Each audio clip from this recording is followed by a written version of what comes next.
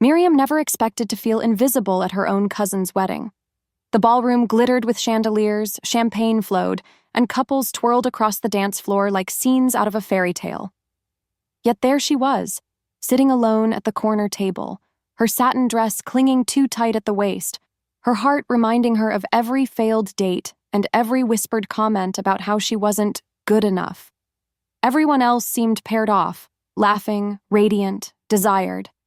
Everyone except her. And then, his shadow fell across her table. Bryce Donovan, Billionaire CEO, the man everyone in New York whispered about, with a reputation as cold as his steel-gray eyes. Miriam had noticed him earlier, towering at the head table, surrounded by power and wealth as if it were his second skin. She never imagined he'd notice her. But he did. He leaned down, his voice low enough for only her to hear, the scent of expensive cologne lingering in the air. "Dance with me," he whispered. The room spun. The music swelled. And for the first time in her life, Miriam felt every eye turn toward her, not in pity, but in envy.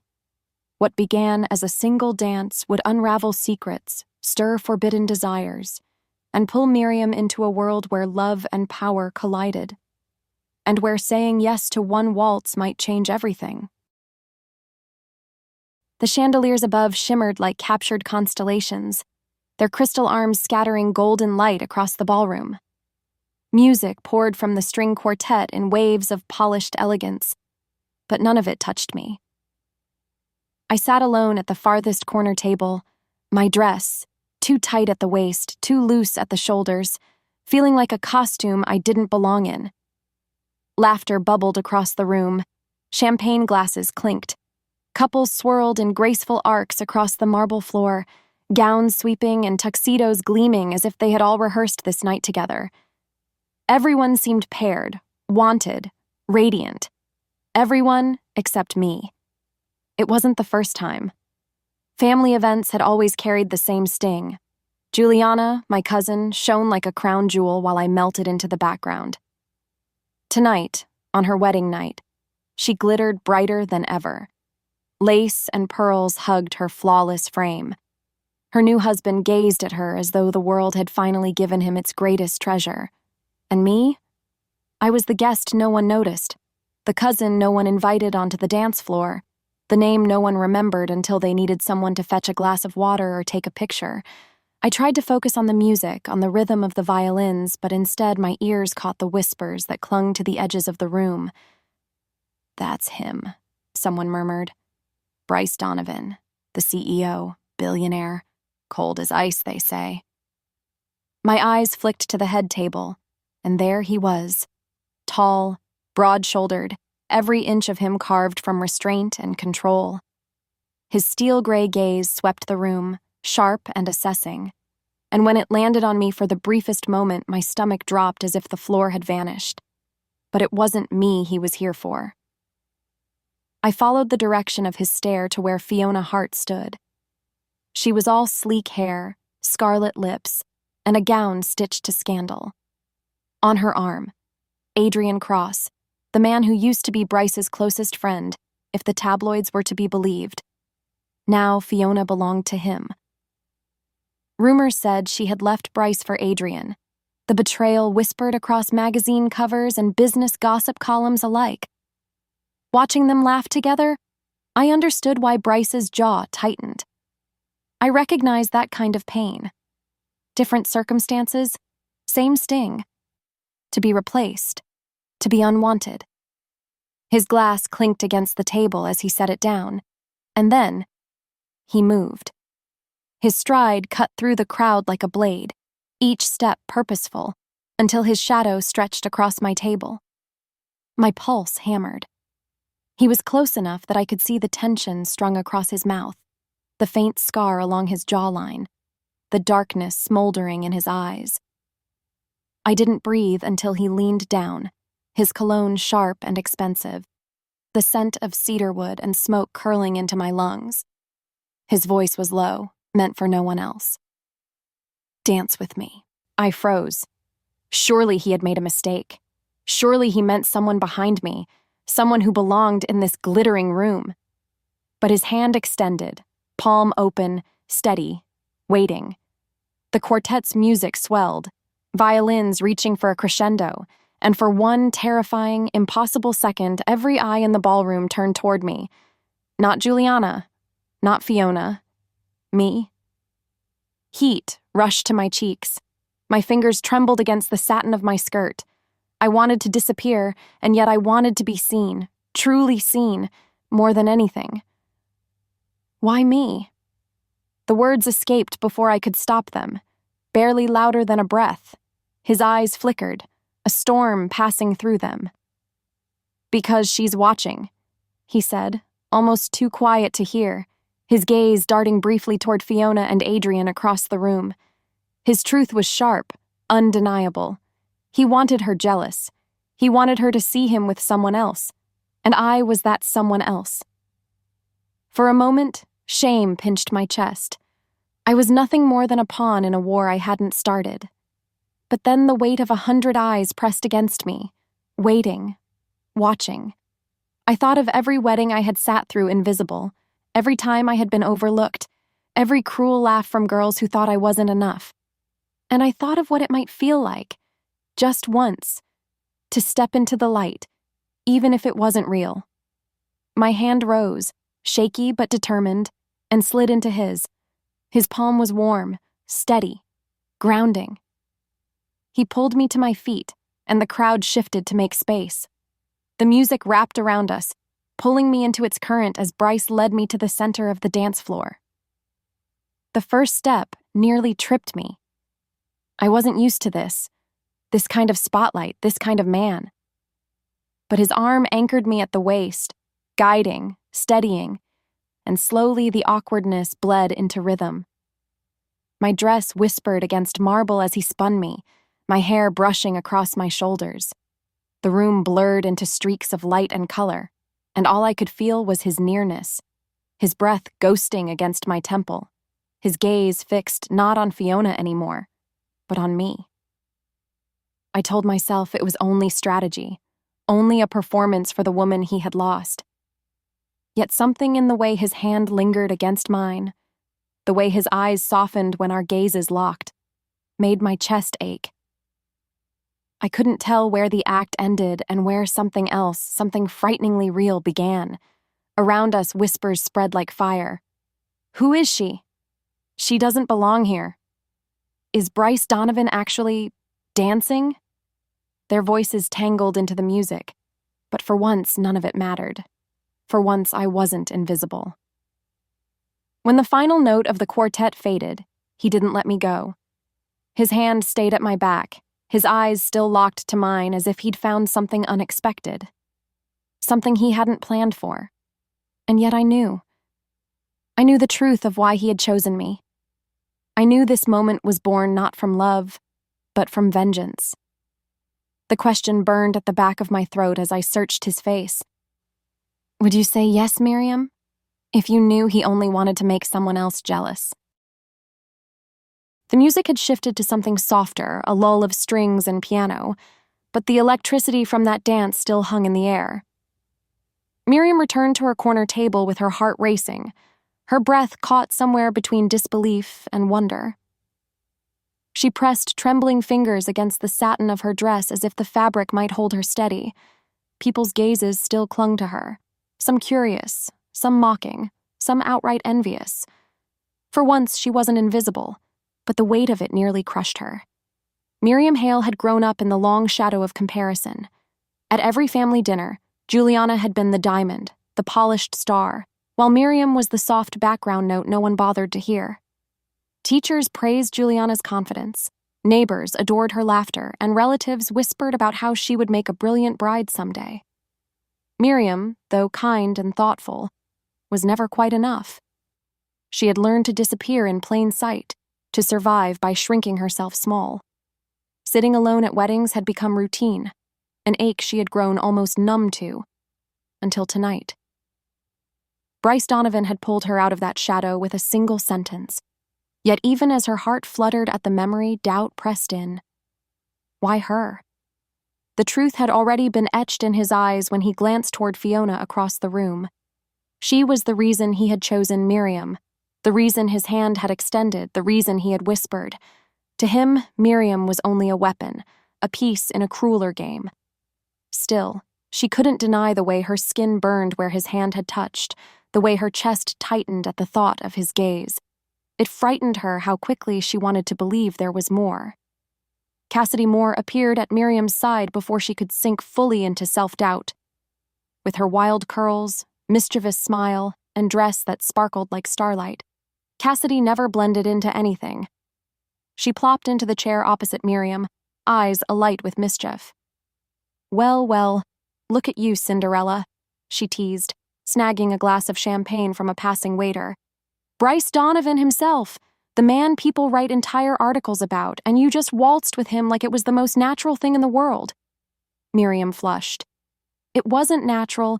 He only asked me because—" Her voice trailed off as her eyes flickered toward Fiona and Adrian across the ballroom. Cassidy followed her gaze, snorted, and downed the champagne. "Oh, I see. X-drama. Classic.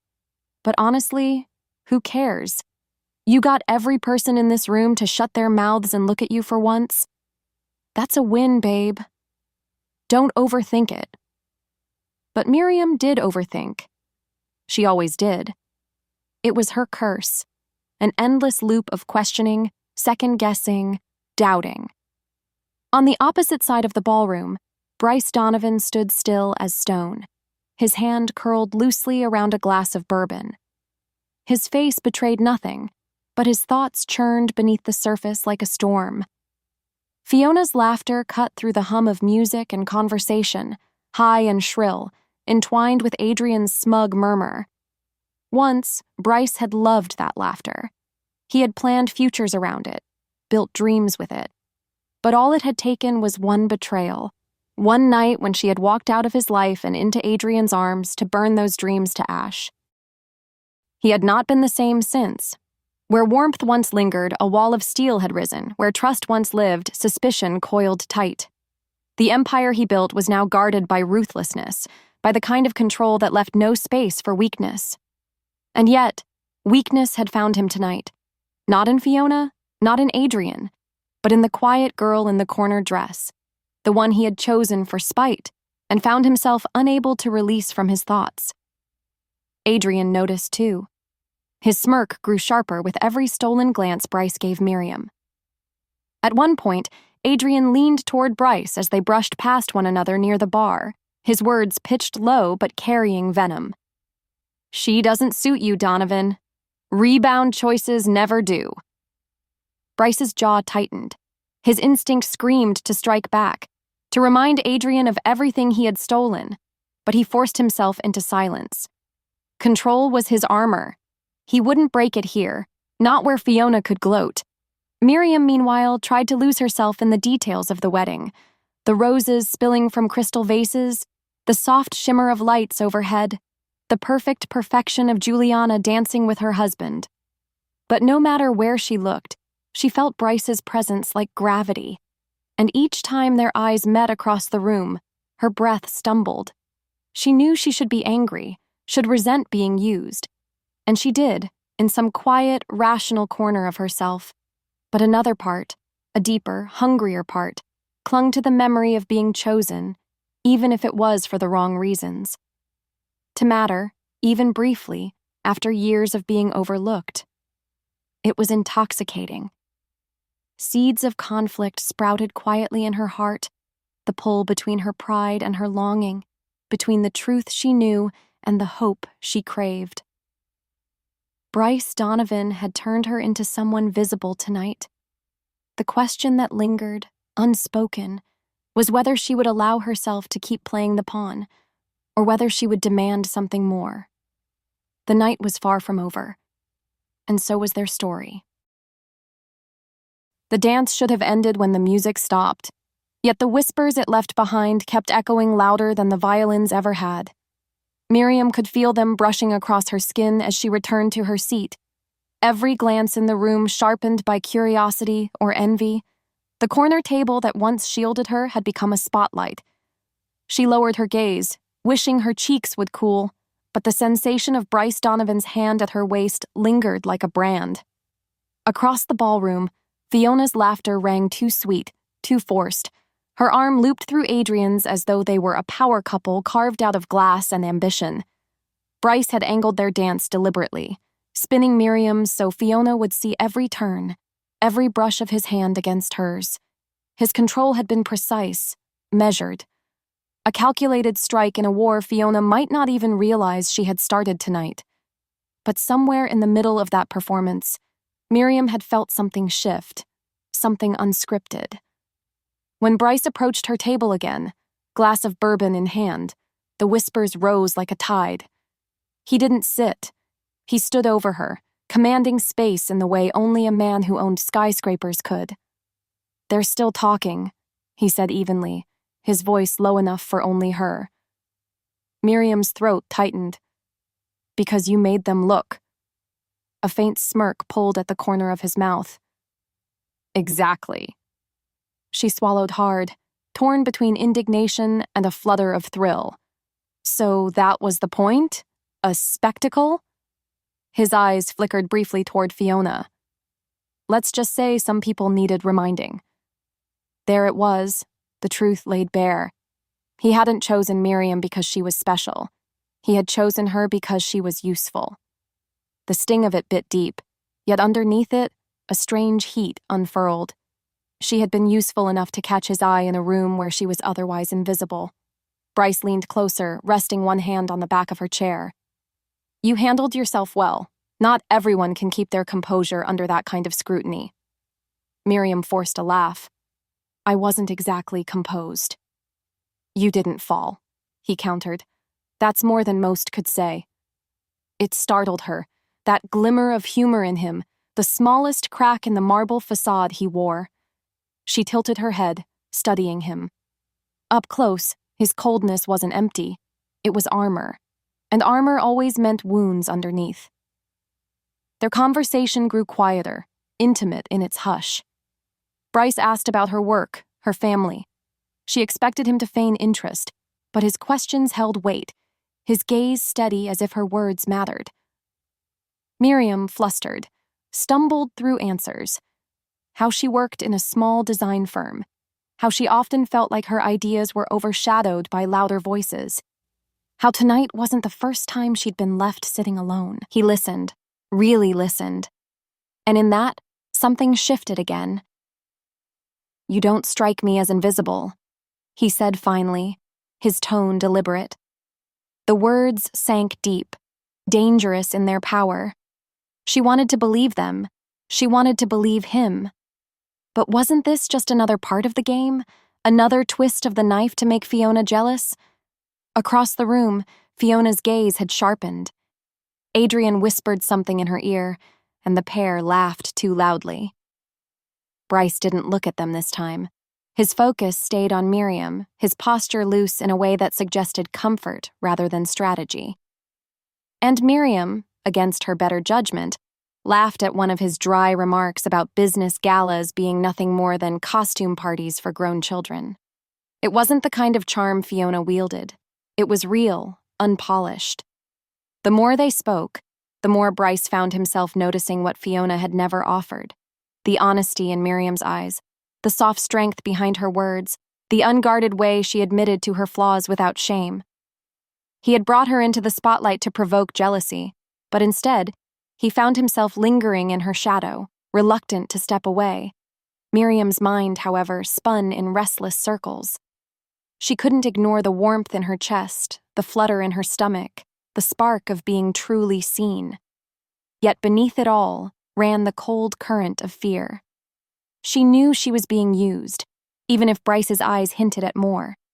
And the cruelest part was how much she wanted that more to be real. The string quartet shifted again, the notes swelling with renewed energy. Guests returned to the dance floor, laughter spilling back into the air. Bryce set his glass down, extending his hand once more. "Another?" Her breath caught.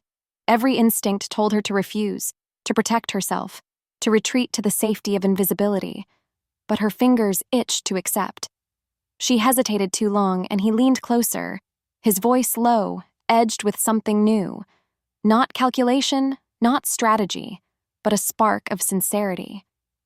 "Will I see you again, Miriam?" The question lodged in her chest, heavy and impossible. Around them the world blurred. Fiona's narrowed glare, Adrian's smug amusement, Cassidy's watchful eyes. It didn't matter. All that mattered was the man before her, the storm behind his gray eyes, and the dangerous possibility that she was no longer just a pawn in his game. The answer trembled on her lips, but she didn't speak it. Not yet. Not when the risk of being shattered was so high. And so the moment stretched, breathless, leaving the question hanging in the air between them, more powerful than any answer could have been. The wedding ended in a blur of champagne and laughter Miriam could not hear. Her mind caught in the echo of Bryce Donovan's final question. "Will I see you again?" She told herself she should have walked away, that nothing good could come from indulging a man who had used her as a pawn. And yet when his number appeared on her phone days later, her fingers betrayed her heart. Curiosity and longing overpowered caution. She answered. Their first meeting after the wedding was not in some quiet cafe where she might have felt safe. It was in the glass tower that bore his name, Donovan Enterprises. Miriam's reflection stared back at her in the chrome doors of the elevator as it climbed higher and higher, her pulse a drumbeat in her ears. She told herself it was only curiosity. She only wanted to see if his interest extended beyond the ballroom. But deep down, she knew she craved to be seen again, if only for a moment. When the doors opened, the sight took her breath. The office was vast, floor-to-ceiling windows spilling light across steel and leather, the city sprawling beneath them like a conquered empire. Bryce stood at the window, jacket off, tie loosened, power draped over him like another suit. He turned as she entered, his expression unreadable. "You came," he said simply. "I shouldn't have." "Perhaps not," he agreed. And yet a faint smile ghosted across his lips. He showed her the empire piece by piece, the boardroom where decisions worth millions were signed into existence, the trading screens alive with numbers that bent to his will, the private elevator that only he could summon. Miriam felt out of place, a fragile porcelain cup in a world of steel, and she knew, with a sinking certainty, that part of this was performance. Fiona's spies would whisper of it. Adrian would hear of it. Bryce Donovan had been seen with another woman. Yet beneath the performance, something else flickered. He asked her opinion on the art on the walls, on the city skyline, on the small rooftop garden no guest ever saw. And when she answered honestly, sometimes nervously, sometimes boldly, he didn't dismiss her. He listened. He laughed once, a real laugh, startled out of him by one of her unpolished remarks. The sound softened his sharp edges, made him human. That night, he invited her to his penthouse. Miriam almost said no, afraid of what it might mean, but curiosity drove her steps. The elevator opened into a space vast and cold, black marble floors, silver accents, glass walls framing the city. Yet in the corner, tucked away, sat an old leather chair and a shelf of worn books, spines cracked from use. Miriam brushed her fingers along them, surprised. "You read these?" she asked. "They belong to my father," Bryce admitted, his voice lower, almost hesitant. "I keep them here because they remind me I wasn't always this." Miriam turned to him. In that moment, she didn't see the billionaire, the strategist, or the man who had used her to wound an ex. She saw a boy who had once loved stories, who had once belonged to something gentler before betrayal hardened him. And Bryce, standing under the soft light of the city, found himself watching Miriam instead of imagining Fiona's reaction. There was a steadiness in her, an honesty that stripped away the armor he lived behind. At first, she had been his distraction. Now she was his danger, because she made him want more. But danger never walked alone. Adrian Cross had noticed the change. At the wedding, Bryce's every move had been calculated, a blade aimed at old wounds. But now, Whispers reached Adrian's ear that Bryce was still seen with the quiet cousin no one remembered before, and that made her valuable, vulnerable, a new pawn in an older game. Pathetic, Adrian muttered one night as he watched Bryce and Miriam leave a gallery together. His hand tightened around Fiona's waist, his smile sharp and cruel. He's distracted. That's when men like Donovan make mistakes. Miriam, of course, didn't know she was walking in the middle of a war. She only knew the ache that came with every look Bryce gave her, every touch that lingered a moment too long. And she knew the fear that shadowed it, the fear of being nothing more than a rebound, a tool for vengeance. At night, she lay awake replaying every word, every glance. When he laughed, was it real? When he looked at her, did he see her? Or only the woman who wasn't Fiona? Her doubts deepened the closer she drew to him, yet so did her longing. The contradiction tore at her until she no longer knew which was stronger. Bryce noticed it too, the way she hesitated when he reached for her hand, the guarded look in her eyes when their gazes lingered.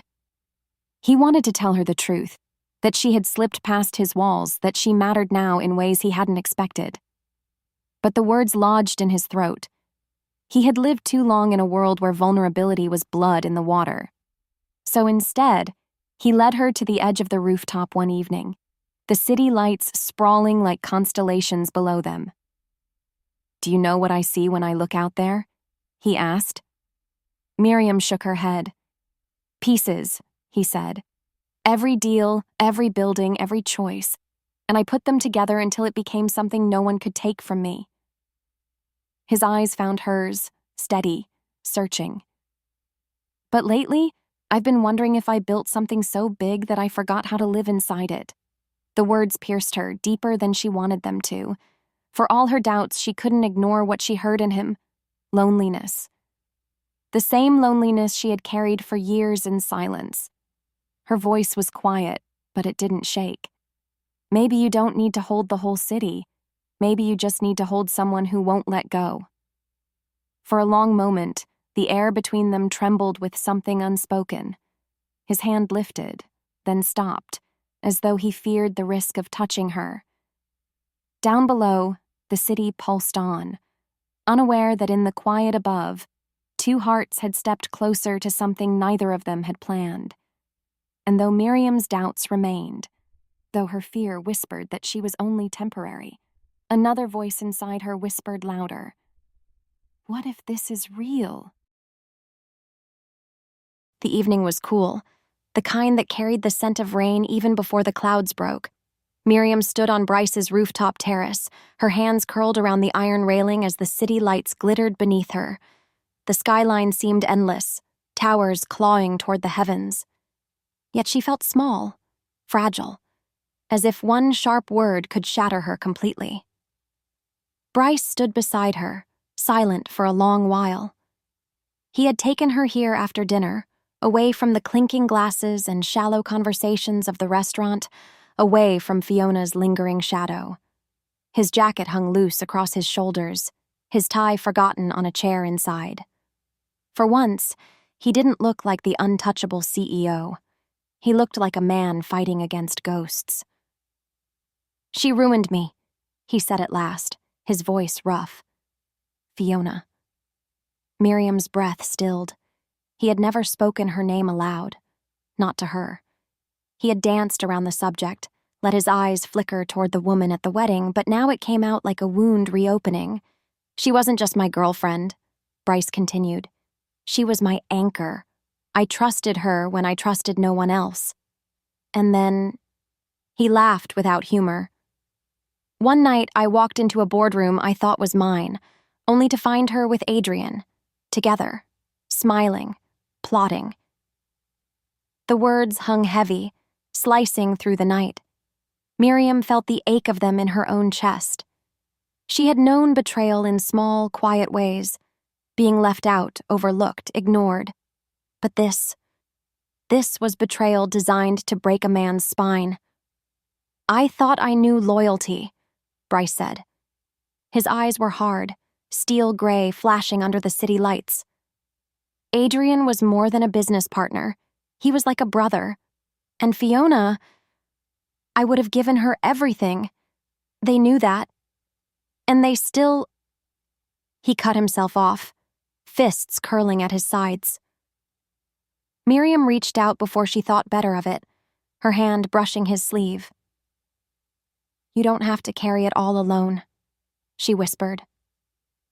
His gaze shifted to her, sharp and searching, as if her touch had cracked something in him. And you? He asked. Do you carry things you don't speak of? The question pierced her. She had spent years burying her hurt under silence, convincing herself it was safer to say nothing. But his eyes demanded truth. I've always been invisible, she admitted, her voice trembling. Family gatherings, school dances, even at work. It's like people look past me, like I'm never the one worth choosing. I sit in corners. I pretend not to care, but I do. I care so much it hurts.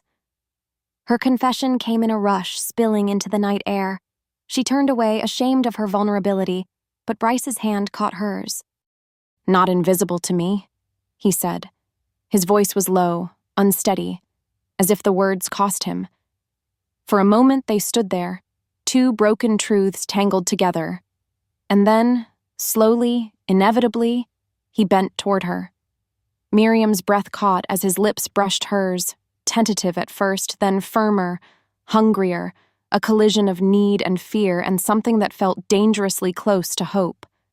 Her heart thundered, every nerve alive. It was their first kiss, and it was everything she hadn't dared to dream until a voice shattered it. Enjoying yourself? Miriam jerked back, heart leaping to her throat. Fiona Hart stood at the edge of the terrace, wrapped in silk and venom, her smile sharp enough to cut. She must have followed them, slipped past the doorman who wouldn't dare deny her. Bryce stiffened, jaw set, but Fiona's gaze landed squarely on Miriam. I see he's moved on to charity projects now. Don't worry, darling. He'll tire of you soon enough. He always does. Miriam's cheeks burned. That's not... Oh, please. Fiona's laugh was cruel, slicing. You think you're different? You think the great Bryce Donovan suddenly found a heart? He's using you, just like he once used me to fill a void he couldn't face. He's incapable of real love. You're nothing more than a pawn in his little revenge fantasy.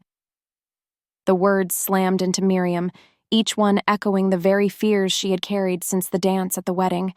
She wanted to deny them, wanted to cling to the warmth of his kiss, but doubt curled cold fingers around her heart. Bryce took a step forward, his voice hard. Get out, Fiona. But Fiona only smiled, slow and triumphant, before slipping back through the doorway. Silence crushed the terrace. Miriam's pulse thundered, shame and confusion tearing her in two. She couldn't look at him, couldn't breathe beneath the weight of her own doubts. Fiona's poison had found fertile ground in the cracks of her insecurity. And yet, her heart still pulled toward him. The memory of his lips, the truth in his eyes, the softness he tried so hard to bury. It was all real, wasn't it? Miriam stood trembling between belief and despair, caught in the cruelest question of all.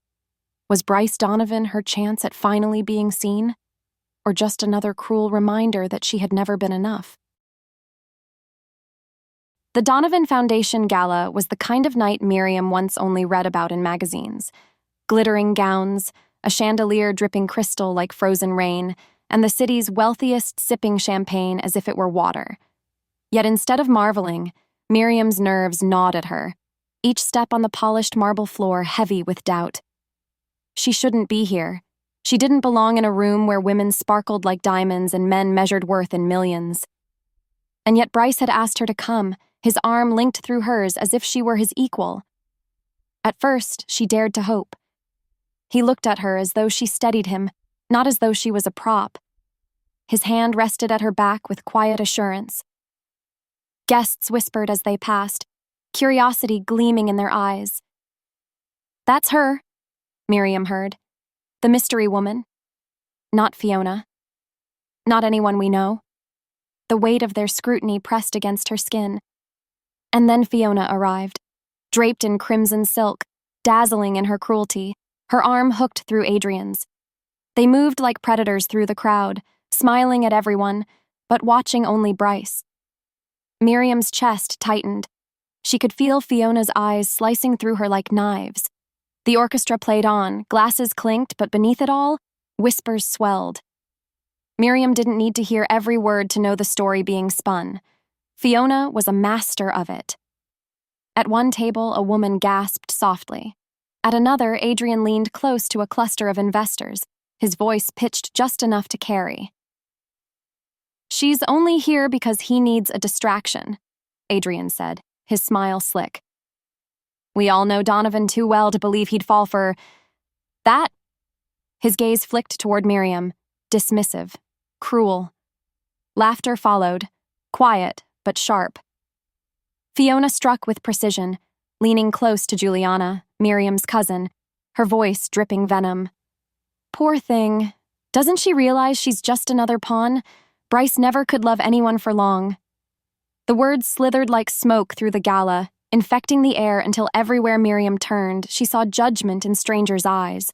Some looked pitying, others mocking. She heard rebound whispered like a curse.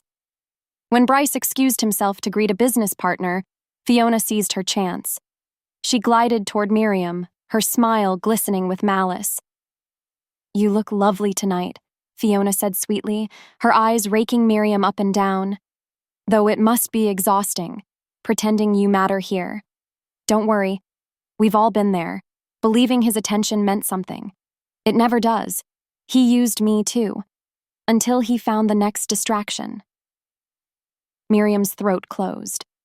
She opened her mouth to speak, but Fiona leaned closer, her voice sharp enough to pierce. "He'll discard you the moment it stops serving him. It's what Bryce does. Ask anyone here." The orchestra swelled, but the notes sounded jagged now, discordant against the roar in Miriam's ears. Fiona slipped away, satisfied, leaving Miriam stranded in the center of the ballroom as whispers flared around her like fire. And then Adrian added the final blow. He raised his glass, his voice carrying just enough to be heard. "To Donovan's newest project. May this one last longer than the others." Laughter rippled. Miriam froze. Her vision blurred. Her skin burned with humiliation. She turned, desperate for Bryce, for the anchor of his presence, for his defense. He stood across the room, his jaw tight, eyes locked on Adrian.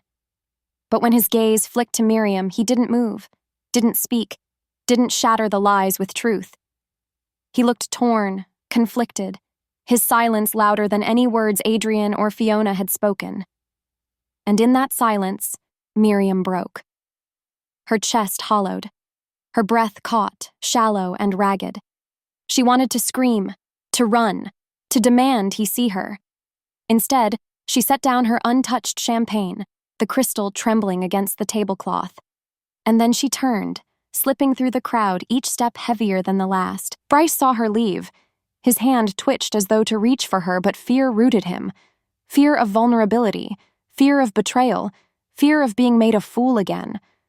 The same fear Fiona and Adrian counted on.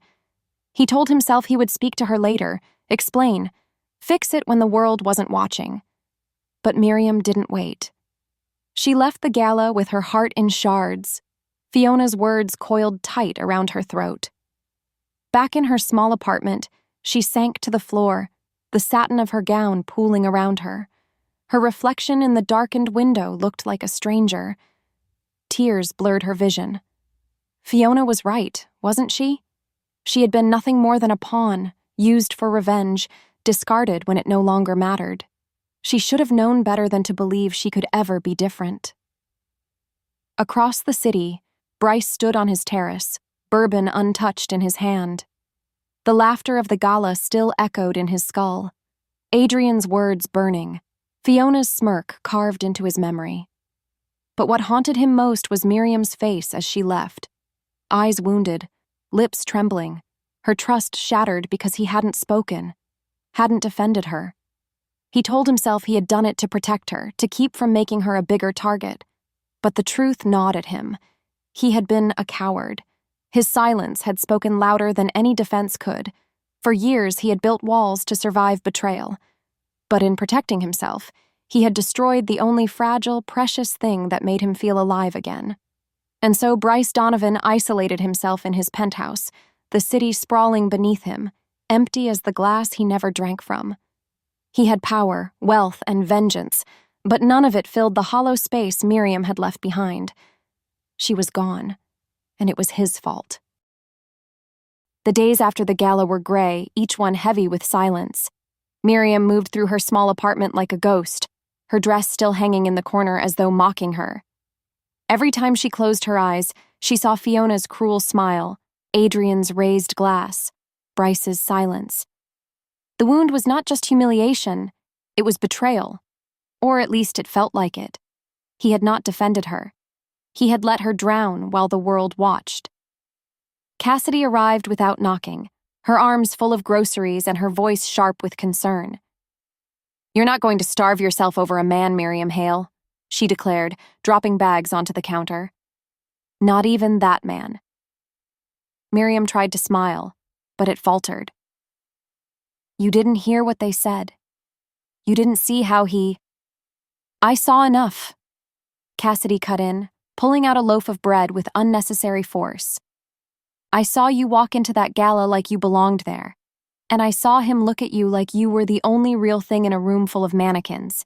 If he's too much of a coward to stand up when it counts, that's on him. But don't you dare believe Fiona's poison." Miriam's eyes stung. What if it wasn't poison? What if she was right? What if I was just a distraction, a rebound?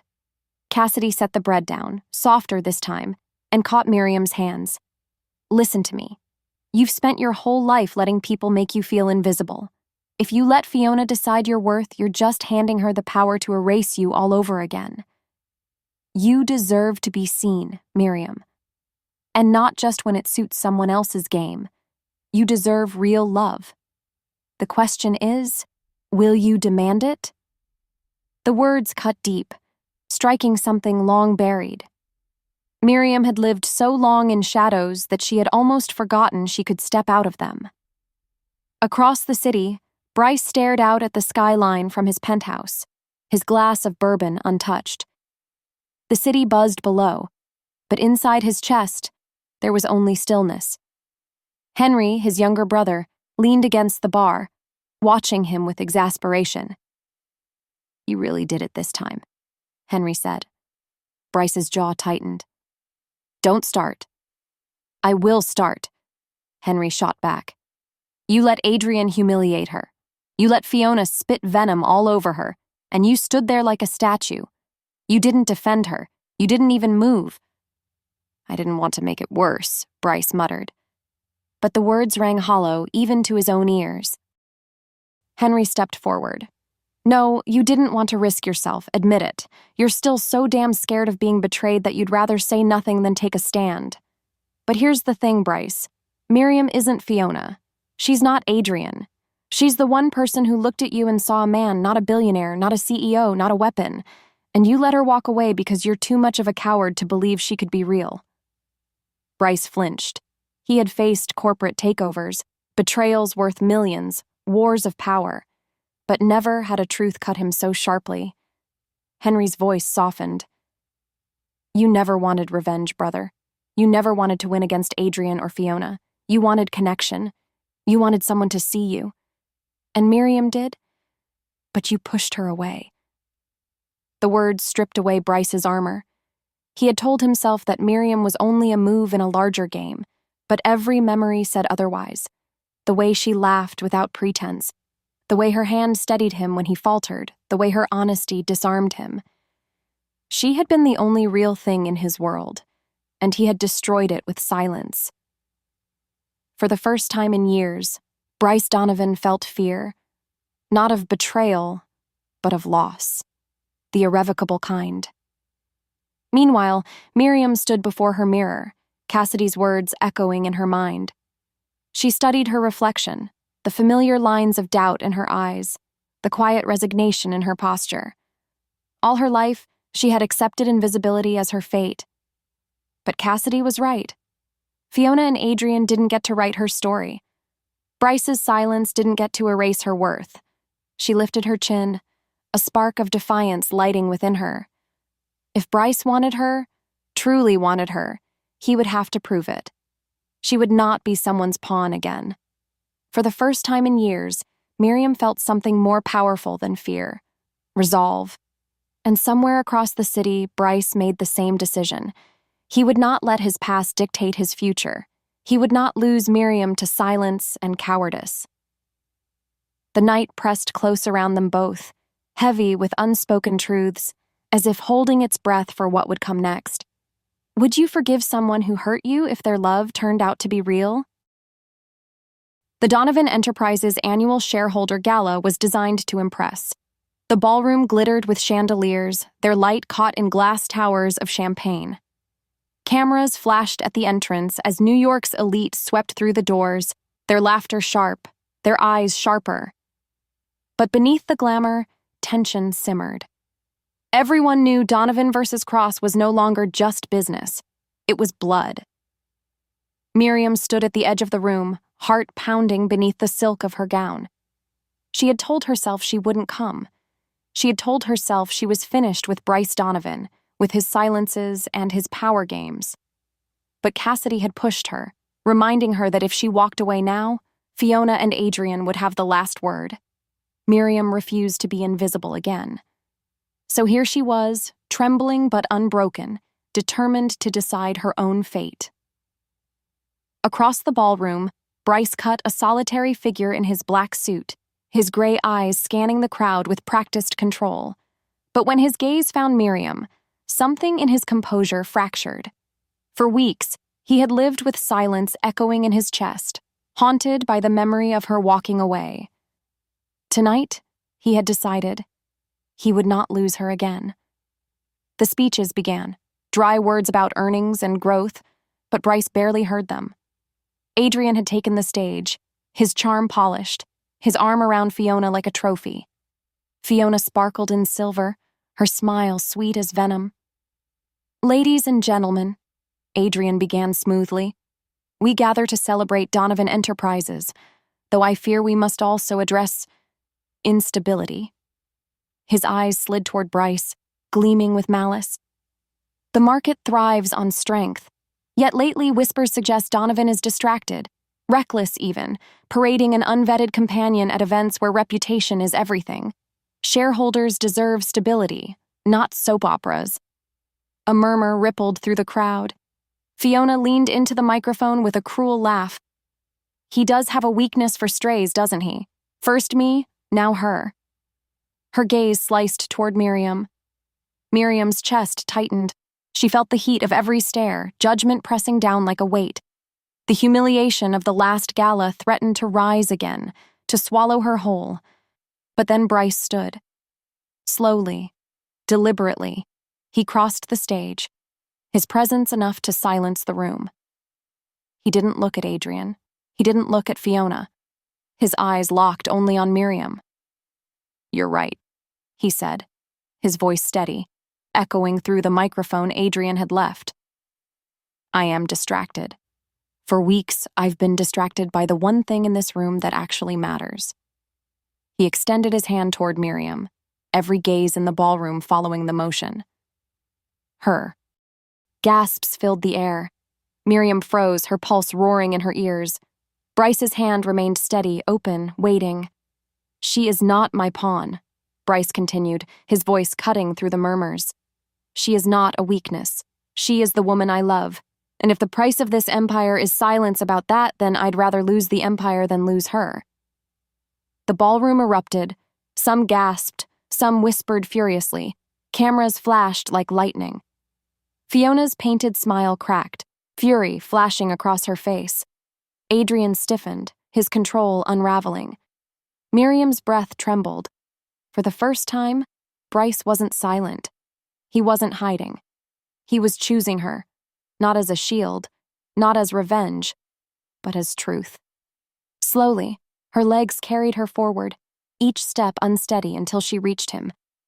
His hand closed around hers, firm and certain, pulling her into the light, Adrian's voice rang out, desperate. You think love will protect you, Donovan? Tell them the truth. Tell them who betrayed you before. Or should I? The room hushed. Bryce's jaw tightened. For years, he had hidden his wound. Let silence protect him. But tonight, silence would no longer rule him. It was you, Bryce said, turning to Adrian, his voice low but lethal. My partner, my brother in all but name. You stole from me, not just my company, but my trust. And Fiona? He looked at her now, his tone sharp enough to cut. You chose the man who would use you as a pawn in his game. But you will not use me, and you will not use her. His arm pulled Miriam closer. The air shifted. Whispers turned into understanding murmurs. Adrian's smile faltered. Fiona's mask crumbled, rage twisting her features. You're a fool, Fiona spat. Love won't save you. Bryce's gaze softened only when he turned back to Miriam. It already has. For a moment, the ballroom seemed to disappear. There was only the two of them, the storm of their journey finally breaking. His hand lifted to her cheek, tentative but firm, and Miriam leaned into it, her doubts unraveling. You're serious, she whispered, tears burning her eyes. His thumb brushed away a tear. For the first time in years, I'm more than serious. I'm alive. Because of you. The kiss that followed silenced the room more completely than any speech. It was fiery, desperate, tender. All the words they had never spoken pressed into a single moment. Miriam's heart surged, the last of Fiona's poison washed away. Applause erupted, some genuine, some reluctant, but none could ignore the truth. Bryce Donovan had declared his choice before the world, and he had chosen Miriam. Adrian tried one last strike, his voice sharp. You've ruined yourself, Donovan. Investors will abandon you. But an older shareholder stood, clearing his throat. No, Cross. What ruins a man is lies and betrayal. Tonight, Donovan proved he has nothing to hide. That's strength. Others murmured in agreement. Adrian paled. Fiona's fury curdled into silence. Miriam clung to Bryce's hand, tears spilling freely now. For the first time in her life, she wasn't invisible. She wasn't a pawn. She was the woman he loved, and the world knew it. And in that blaze of light, as cameras flashed and whispers turned into cheers, Miriam finally believed his love was real. Their reconciliation was not quiet. It was fire and thunder, tender touches beneath a storm of noise. And in Bryce's arms, Miriam knew the truth. She had never been invisible. She had only been waiting for the man brave enough to see her. I had lived most of my adult life convinced that love was weakness, that letting someone too close meant handing them a blade and waiting for the cut. Fiona had taught me that lesson with precision, and I wore the scar in silence for years. But as I stood now with Miriam's hand resting firmly in mine, walking into a room that once felt like a battlefield, I understood how wrong I had been.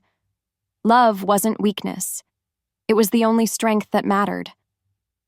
She walked beside me with her chin lifted, shoulders straight, no trace of the woman who once shrank into corners at weddings. The crowd parted for her now, not because of me, but because she carried herself with a quiet radiance no one could ignore. I glanced down at her and caught the faint smile tugging at her lips, the way her eyes gleamed with calm certainty. She wasn't invisible anymore. She never had been. I had just been blind. Juliana approached us before we reached the center of the hall. My instinct was to shield Miriam, to brace for another cousin's cutting remark, but Juliana's eyes shimmered with something unexpected. Remorse. I owe you an apology, Juliana said softly, her voice unsteady. For all the times I let the world measure us side by side and never thought to stand up for you, I should have seen you long before he did.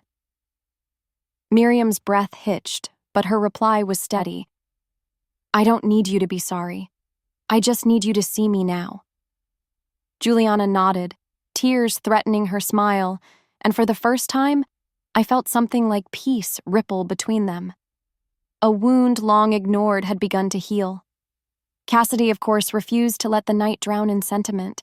She swept in with her usual energy, her laughter carrying over the music. Well, well, look at you two, finally acting like the leads in the romance novel I always knew this was. Took you long enough. Henry was at her side, smirking as if he'd been waiting for this moment. You do realize you're not the star of this story, right? Cassidy shot him a glare laced with amusement.